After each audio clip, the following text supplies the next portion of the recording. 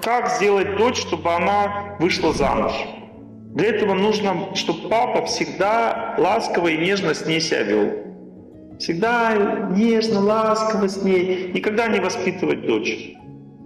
Если она начинает что-то не так, уходи. Мама приходит. Говорит: доченька, почему ты так себя ведешь? По-женски с ней начинает разговаривать. Но если отец воспитывает дочь, что дочь чувствует? Она чувствует, что мужчины злые люди.